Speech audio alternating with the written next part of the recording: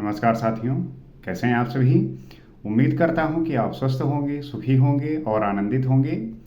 श्री रामचरितमानस में आपका स्वागत है। हम श्री रामचरितमानस के माध्यम से जीवन के विभिन्न क्षेत्रों को समझने और जानने का प्रयास करते हैं और ये जानने का प्रयास करते हैं कि हमारा जो जीवन है क्या वो इतना सरल है, क्या वो जो है इतना ईजी है।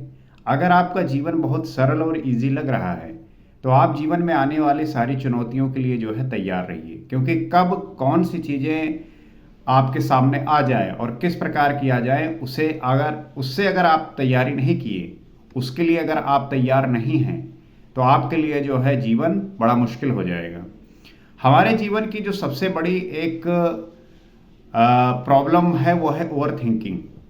अगर हमने ओवर थिंकिंग स्टार्ट किया और ये जो ओवर थिंकिंग है ये समय के साथ जो है बढ़ती जा रही है, आप देखेंगे कि लोग जो है ओवर थिंकिंग के शिकार हो रहे हैं। और ओवर थिंकिंग करता क्या है कि स्ट्रेस पैदा करता है। स्ट्रेस क्या करता है? एंजाइटी पैदा करता है और एंजाइटी जो है आपको डिप्रेशन में जो है ले आता है।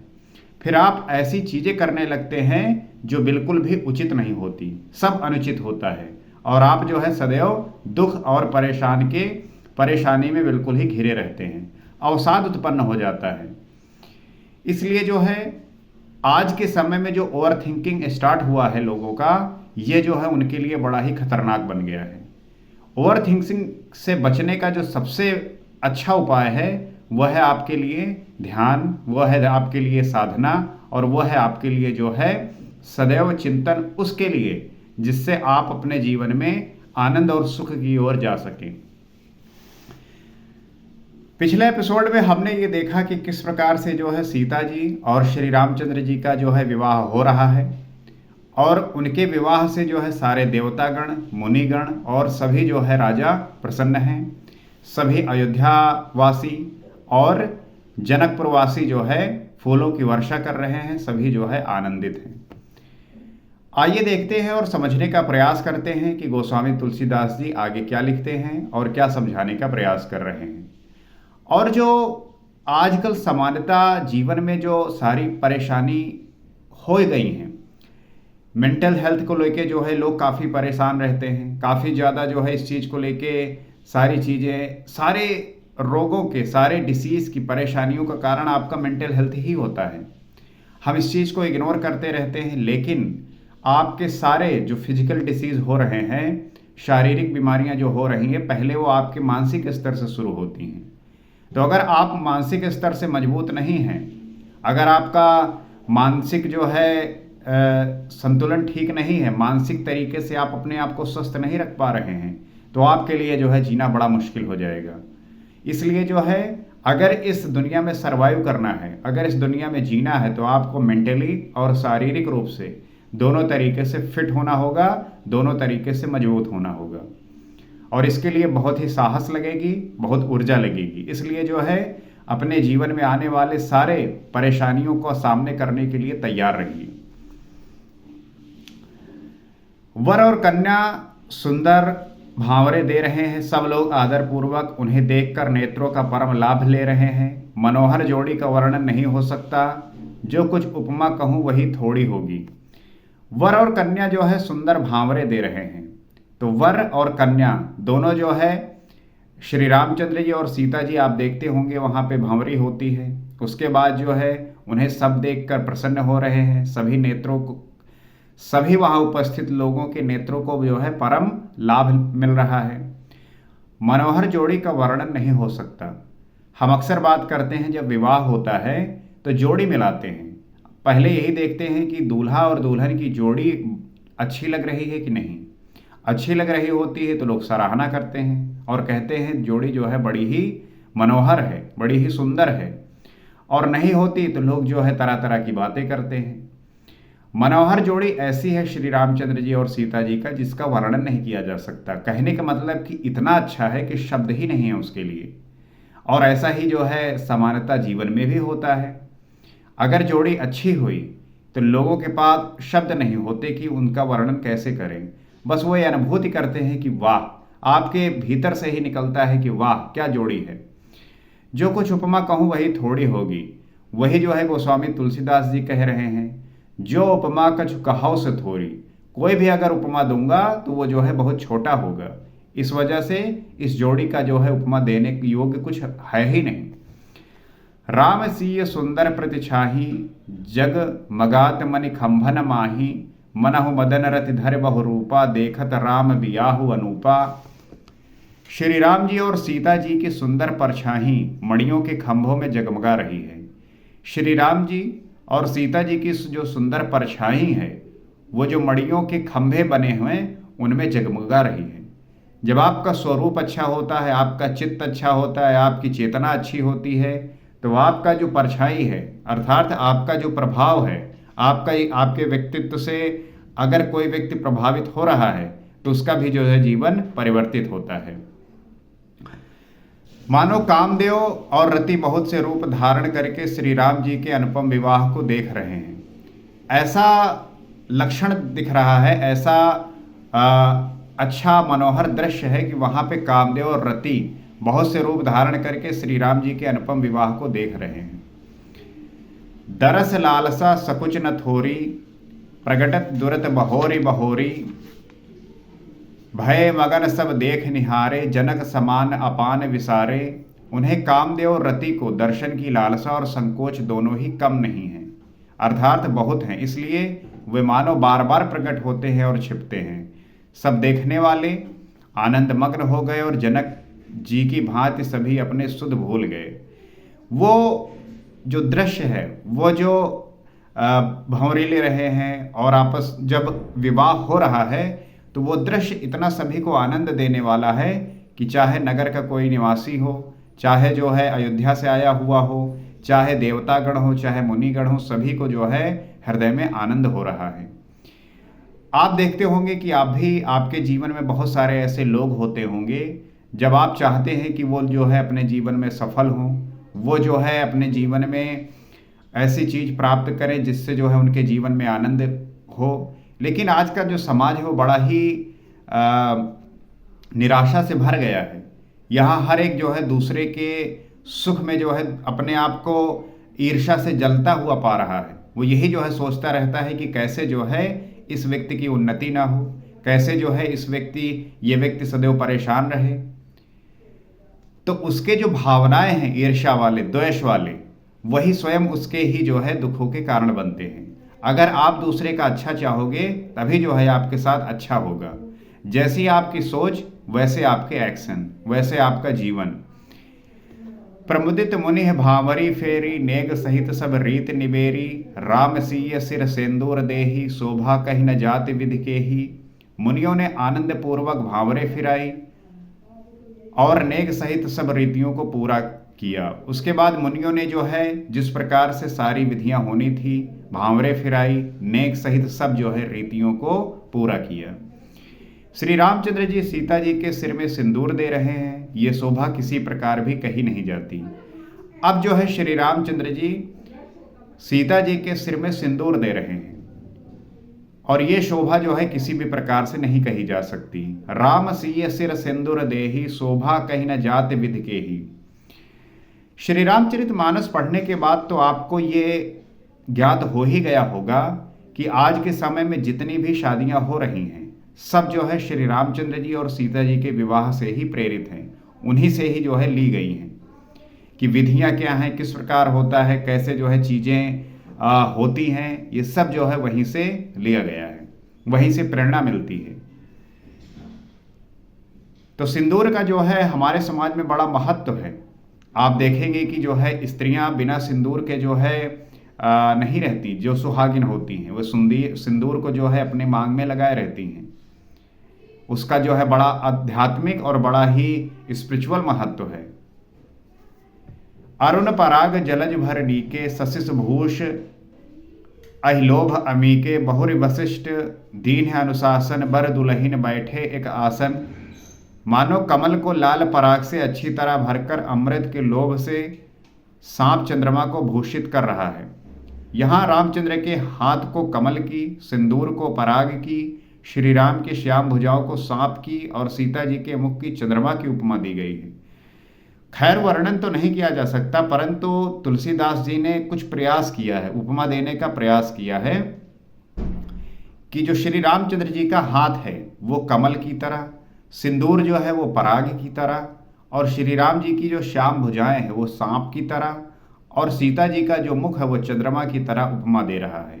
इस प्रकार से वो जो है सिंदूर को लगा रहे हैं।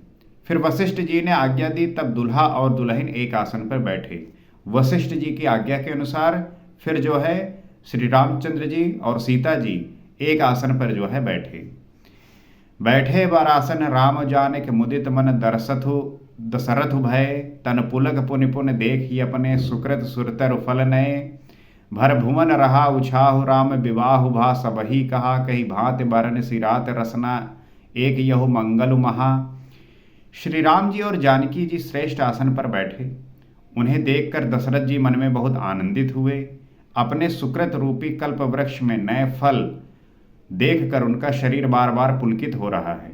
इस प्रकार से श्री रामचंद्र जी को और सीता जी को देखकर दशरथ जी का जो हृदय है वो सुख से जो है भर रहा है। वो बहुत आनंदित हो रहे हैं, वो बहुत ही पुलकित हो रहे हैं। 14 भुवन में उत्साह भर गया। सबने कहा कि श्री रामचंद्र जी का विवाह हो गया। 14 भवन में जो है उत्साह भर गया और सभी ने कहा कि श्री रामचंद्र जी का जो विवाह है वो हो गया। जीव एक है और ये मंगल महान है। फिर भला ये वर्णन करके किस प्रकार समाप्त किया जा सकता है। हमारा जो ये शब्द हैं, हमारे जो वाक्य हैं, जब कोई चीज़ इतनी ऊंची होती है तब उसका जो है वर्णन हम इसके द्वारा कर ही नहीं पाते, क्योंकि जो कार्य हुआ है, जो इतना मंगल है, महान है, उसकी हम ये इस जीव के साथ जो है वर्णन कर ही नहीं सकते। तब जनक पाए वशिष्ठ आय सुब्याह साज समारिके, मांडवी श्रुत कीरति उर्मिला कुंवर लई हकारिके, कुसकेतु कन्या प्रथम जे जो गुणशील सुख शोभामयी, सब रीत प्रीत समेत कर सो ब्याह नृप भरतहि दई। तब वशिष्ठ जी की आज्ञा पाकर जनक जी ने विवाह का सम्मान सजाकर मांडवी जी, श्रुत कीर्ति जी और उर्मिला जी, इन तीनों राजकुमारियों को बुला लिया। रामचंद्र जी का तो विवाह हो गया, लेकिन रामचंद्र जी के जो छोटे भाई हैं लक्ष्मण, भरत, शत्रुघ्न, इनका भी तो विवाह जो है होना है। और जनक जी को जो है 3 राजकुमारियां और थी, उनको भी बुला लिया, जिनमें मांडवी जी थी, श्रुत कीर्ति थी और उर्मिला। इन तीनों राजकुमारियों को जो है बुलाया। कुशध्वज की बड़ी कन्या मांडवी जी को जो गुण, शील, सुख और शोभा की रूप ही थी, राजा जनक ने प्रेम पूर्वक सब रीतियां करके भरत जी को ब्याह दिया। तो जनकपुर में कुशध्वज नाम के वे जो है राजा थे। उनकी जो बड़ी कन्या थी मांडवी, उनको जो है भरत जी को ब्याह दिया। वो गुण, शील, सुख और शोभा की जो है रूप थी। जनक जी ने प्रेम पूर्वक सब रीतियां करके जो है भरत जी को ब्याह दिया। तो भरत जी का विवाह जो है मांडवी जी से किया। जानकी लघु भगनी सकल सुंदर शिरोमणि, जानके सो तनय दीन ब्याह लखनई सकल विधि सन्मान के, जहि नाम श्रुत कीरति सुलोचनि सुमुख सब, गुण आगरी सो दैरिप सूदनहि भूपति रूपशील उजागरी। जानकी जी की छोटी बहन उर्मिला जी को सब सुंदरियों में शिरोमणि जानकर उस कन्या को सब प्रकार से सम्मान करके लक्ष्मण जी को ब्याह दिया। जानकी जी की जो छोटी बहन थी उर्मिला, जो सब सुंदरियों में शिरोमणि थी, इस प्रकार से जानकर उनका जो है विवाह लक्ष्मण जी से कर दिया। और जिनका नाम श्रुत कीर्ति है और जो सुंदर नेत्रों वाली, सुंदर मुख वाली, सब गुणों की खान और रूप तथा शील में उजागर हैं, उनको राजा ने शत्रुघ्न को ब्याह दिया। आपने जो है इसी समाज में बहुत सारे लोगों को देखा होगा कि जैसे एक बड़ी बहन है, उसका विवाह जो है यहाँ के किसी बड़े पुत्र के साथ हुआ है, तो जो बाकी उस घर में मान लीजिए उससे छोटी बहनें हैं, उनका विवाह जो है, जो पुत्र होता है, जो दूल्हा होता है, उसके जो छोटे भाई होते हैं उनसे जो है हो जाता है। ये पहले के समय में बहुत होता था, आज भी ये होता है कि मान लीजिए विवाह हुआ, अगर वधू पक्ष की कोई छोटी पुत्री है तो वहाँ जो है उसका विवाह वर पक्ष के किसी पुत्र के साथ जो है करा दिया जाता है। ये पहले बहुत होता था, आज भी जो है ये होता है। तो उसी प्रकार से खैर ये उसी से प्रेरणा लेकर आज जो है ये चीज़ें हो रही हैं कि राजा जनक की जो बड़ी पुत्री थी सीता जी, उनका विवाह रामचंद्र जी से हुआ, और जनक की जो छोटी पुत्री थी उर्मिला, उनका विवाह लक्ष्मण से कर दिया। कुशध्वज की जो बड़ी पुत्री थी मांडवी, उनका विवाह भरत से, और श्रुतकीर्ति का जो है विवाह वो शत्रुघ्न से जो है कर दिया गया। अनरूप बर दुलहिन परस्पर लख सकुच ही हर्षहि, सब मुदित सुंदरता सराहि, सुमन सुरगन बरसहि, सुंदरी सुंदर बरन सह सब एक मंडप राजहि, जनजीव उर चार्यु अवस्था विभुन सहित विराजहि। दुल्हा और दुल्हिन ने परस्पर अपने अपने अनुरूप जोड़ी को देखकर सकुचते हुए हृदय में हर्षित हो रहे हैं। विवाह हो गया, परस्पर जो है एक दूसरे के अनुरूप जो है जोड़ी है, आपस में जो है सकुचाते हुए हृदय में हर्षित हो रहे हैं। सब लोग प्रसन्न होकर उनकी सुंदरता की सराहना करते हैं और देवगण फूल बरसा रहे हैं। इस प्रकार से उनके सुंदरता का जो है सब लोग सराहना कर रहे हैं, देवगण जो है वो फूल बरसा रहे हैं। सब सुंदरी जो है दुल्हनें सुंदर दूल्हों के साथ एक ही मंडप में ऐसे शोभा पा रही हैं मानो जीव के हृदय में चारों अवस्थाएं जागृत, स्वप्न, सुषुप्ति और तुरीय अपने चारों स्वामियों विश्व, तेजस, प्राज्ञ और ब्रह्मा सहित विराजमान हो। इनके बारे में हमने जो है पढ़ा है श्रीमद् भागवत गीता में अष्टावक्र में, खूब जो है इसके बारे में चर्चा किया है कि कैसे जो है जीव के हृदय में जो ये चार अवस्थाएं हैं जागृत, स्वप्न, सुषुप्ति और तुरीय, और जो जिनके चारों स्वामी हैं विश्व, तेजस, प्राज्ञ और ब्रह्मा, ये सहित जो है विराजमान है। उस मंडप में ये इस प्रकार से जो है प्रकट हो रहे हैं, इस प्रकार से दिख रहे हैं। मुदित अवधिपति सकल सुत बधुन समेत निहार, जन पाए महिपाल मणि क्रियन सहित फलचारी। सब पुत्रों को बहुओं सहित देखकर अवध नरेश दशरथ जी ऐसे आनंदित हैं मानो वे राजाओं की शिरोमणि क्रियाओं यज्ञ क्रिया, श्रद्धा क्रिया, योग क्रिया और ज्ञान क्रिया सहित चारों फल अर्थ, धर्म, काम और मोक्ष पा गए हो। कितना बड़ा दोहा है। अगर सिर्फ इस दोहे को कोई व्यक्ति समझ जाए तो वो अपने जीवन के सारे जो रहस्य हैं, जो गूढ़ हैं, जिसमें भटकता रहता है, परेशान रहता है, उससे जो है उसको ये प्राप्त हो जाएगा, ये समस्या का समाधान हो जाएगा। क्या लिखते हैं गोस्वामी तुलसीदास जी? मुदित अवधिपति सकल सुत बधुन समेत निहार, जन पाए महिपाल मणि क्रियन सहित फलचार। अवध नरेश दशरथ जी ऐसे आनंदित हो रहे हैं जैसे राजाओं की शिरोमणि क्रियाओं। कौन सी क्रियाएं? यज्ञ क्रिया, श्राद्ध क्रिया, योग क्रिया और ज्ञान क्रिया। श्रद्धा क्रिया, यज्ञ क्रिया क्या है कि आपका जो ध्यान होना चाहिए वो श्वास पे, श्वास प्रश्वास जो आ रही है जा रही, इसी को हम यज्ञ क्रिया कहते हैं। यज्ञ वो नहीं कि वेदी बनाया उसमें जो है मंत्र के द्वारा आप हवन कर रहे हैं। यज्ञ क्रिया क्या है कि श्वास और प्रश्वास पे आपका ध्यान,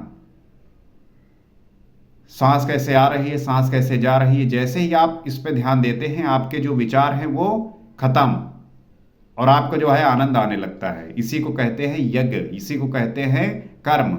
ये कर्म है, ये नहीं कि जो है आप अपने पेट भरने के लिए काम पे जाते हैं और पैसे कमा के लाते हैं, अपना पेट पूजा करते हैं, उसे कर्म नहीं कहते। वो तो आप जीवन यापन करने के लिए, संसारी जीवन जीने के लिए जो है कर रहे हैं। कर्म है यज्ञ कि आप श्वास प्रश्वास पे आपका कितना जो है ध्यान है। लोगों का जीवन बीत जाता है, वो श्वास और प्रश्वास पे ध्यान ही नहीं दे पाते और चिल्लाते रहते हैं भैया हमारा जीवन बड़ा खराब है। खराब ही रहेगा। कर्म तुम ऐसा कर रहे हो संसारी और चाहते हो कि आपको जो है जीवन में आनंद और सुख बहे, नहीं बहेगा, आप हमेशा परेशान रहोगे। तो यज्ञ की जो क्रिया है इसे जानना होगा, श्वास प्रश्वास की क्रिया को जो है समझना होगा। श्रद्धा क्रिया, आप अपने काम के प्रति कितने श्रद्धावान हैं। यहाँ हर एक व्यक्ति तो चाहता है कि उसका जीवन जो है राजा जैसा हो, लेकिन क्या वो काम के प्रति श्रद्धावान है? यह सबसे महत्वपूर्ण है। ईमानदारी, निष्ठा, ये होना आवश्यक है। हवाबाजी से जो है काम नहीं होता। योग क्रिया, आपकी जो भीतरी आत्मा है, जो आपका भीतरी चेतना है, वो जो है उस शक्ति से कनेक्ट हो जाए जहां पे एक सूत्री हो जाए, अलग कुछ ना रहे, सब एक, परमात्मा आत्मा सब एक। ज्ञान क्रिया, ज्ञान के माध्यम से ही आपका जो है अज्ञान मिटेगा। जैसे ही अज्ञान मिटा वैसे ही ज्ञान के माध्यम से ही आपका अज्ञान मिटेगा। और सारे प्रॉब्लम की जो जड़ है वो है अज्ञानता। जब तक आपके भीतर अंधकार है, जब तक आप जो है गलत संगतियों में, गलत आदतों में, गलत विचारों में पड़े हैं, आपके जीवन में कभी भी सुख नहीं आएगा। इसे बदलना होगा और ये बदलेगा ज्ञान के माध्यम से। ये है जो है क्रियाएं। और जब कोई व्यक्ति इन क्रियाओं को जीतता है, इन क्रियाओं को जान पाता है, तब जो है उसको चारों फल मिलते हैं। कौन से? अर्थ, धन मिलेगा, धर्म मिलेगा, काम मिलेगा, मोक्ष मिलेगा। ये प्राप्त होंगे आपको। अर्थ, धर्म, काम, मोक्ष, ये सूत्र है। और कोई भी व्यक्ति सूत्र को समझ गया तो वो अपने जीवन में सारे चुनौतियों, सारे समस्याओं, सारे संकटों से दूर होकर उसके जीवन में आनंद बहेगा। और यही आशा है इस चैनल का कि आपके जीवन में आनंद बहे। सुख के पीछे मत भागिए। अगर आप सुख के पीछे भागे तो आपके पीछे जो है सदैव संकट पड़ा रहेगा। सुख सुविधा आपको जो है प्रोवाइड हो सकती हैं, जरूरी है, ठीक है, लेकिन आप देखेंगे बहुत सारे लोग होते हैं, उनके पास जो है बहुत पैसा होता है, बड़े बड़े घर होते हैं, बड़ी बड़ी गाड़ी होती हैं, हर तरीके की सुविधाएं हैं, खाने पीने की, घूमने की, हर तरीके की सुविधाएं हैं, लेकिन भीतर जो है वो बहुत परेशान है। इतना परेशान है कि लोग सुसाइड कर लेते हैं। और सब सुविधाएं हैं, करोड़ों के मालिक हैं, अरबपति हैं, उसके बावजूद भी वो जो है सुसाइड कर लेते हैं। क्यों कर लेते हैं? अंदर से जो है वो कमज़ोर हैं, अंदर से जो है वो बीमार हैं। और इस चैनल के माध्यम से बस यही जो है उद्देश्य है कि आप भीतर से जो है मजबूत होइए। बाहर तो जो चीज़ें हो रही हैं, अगर भीतर से अगर आप मजबूत नहीं हो पाए तो ये जीवन आपको पटक के मार डालेगा। आप समझ नहीं पाएंगे, ये आपको डेली पटकेगा और डेली आप जो है मृत्यु को प्राप्त होंगे। तो जब तक आप भीतरी रूप से नहीं मजबूत होंगे, आपके जीवन में कभी भी आनंद नहीं बहेगा। और भीतरी आनंद कैसे आएगा? यज्ञ क्रिया से, श्रद्धा क्रिया से, योग क्रिया से और ज्ञान क्रिया से। और जैसे ही आप इसको आपके कंट्रोल में आया, वैसे ही अर्थ, धर्म, काम और मोक्ष ये आपके काबू में आ जाएगा। बस यही फॉर्मूला है, यही सूत्र है। जो भी करेगा उसका जीवन आनंद से भर जाएगा। और इसी वजह से मैं आप सभी को आमंत्रित करता हूं कि आप जो है आइए, हम साथ में मिलकर इन सारी विधियों को, इन सारे सूत्रों को जानकर अपने जीवन को जो है आनंद से भर सके। और यह आनंद आपके द्वारा ही होगा। यहाँ कोई जो है आपका मदद करने वाला नहीं है। आपको जो है वो सिखा सकता है, फॉर्मूला बता सकता है, लेकिन करना आपको ही होगा। आप सोचिए कि बाहरी रूप से आपके जीवन में जो है सुख मिल जाए, कभी नहीं हो सकता। अंदर से आपको जो है मजबूत होना होगा। अंदर से जो है आपको अपने भीतर परिवर्तन करना होगा। यही जो है आपको उस स्थान पर लेके जाएगा जहां पे सारी समस्याओं का खात्मा होगा, नष्ट होगा और आपके जीवन में अमृत रस बहेगा।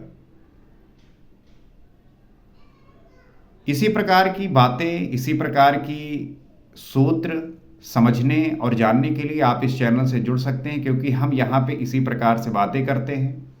और अगर आपको कभी भी इस चैनल से किसी भी प्रकार का समझ, किसी भी प्रकार की वैल्यू, किसी भी प्रकार की बात समझ में आई हो, तो आप इस चैनल से जुड़ सकते हैं और उन लोगों तक भी शेयर कर सकते हैं जिन्हें इसकी आवश्यकता है, जो ये बातों को समझ पाए। जानना आवश्यक है। और मैं यही चाहता हूं कि हर एक व्यक्ति के जीवन से अज्ञानता खत्म होकर ज्ञान के रूप में अपने आप को वो स्तर में, अपने आप को वहां पहुंचाए जहां पे एक व्यक्ति की कैपेसिटी है, एक व्यक्ति की क्षमता है। लोगों को पता ही नहीं होता कि उनकी क्या क्षमता है, वो क्या कर सकते हैं। और जब एक व्यक्ति को ये पता चल जाता है कि वो क्या कर सकता है, फिर उसके भीतर जो ऊर्जा उत्पन्न होती है वही जो है उसको महान बनाती है, ग्रेट बनाती है। इस संसार में अगर हम देखेंगे तो बहुत गिने चुने लोग जो है महान बने हैं, बाकी सब लोग तो कीड़े की तरह जी रहे हैं। वो कैसे बने? वो भी तो एक नॉर्मल ह्यूमन बीइंग थे, वो भी तो नॉर्मल इंसान थे। कैसे बने? उन्होंने समझा, उस चीज़ को जाना। और यही जो है समझ, यही ज्ञान ये चैनल आपको देगा। तो आप इससे जो है जुड़ सकते हैं और आप भी जो है वो बातें शेयर कर सकते हैं, बताइए, ताकि हम ये सारी ऊर्जा को इकट्ठा करके एक ऐसा माध्यम बनाएं, एक ऐसा जो है मीडियम बनाएं कि हर एक व्यक्ति जो है इसका लाभ उठा सके। तो आज इतना ही, अगले एपिसोड में आपसे फिर मुलाकात होगी। सीताराम।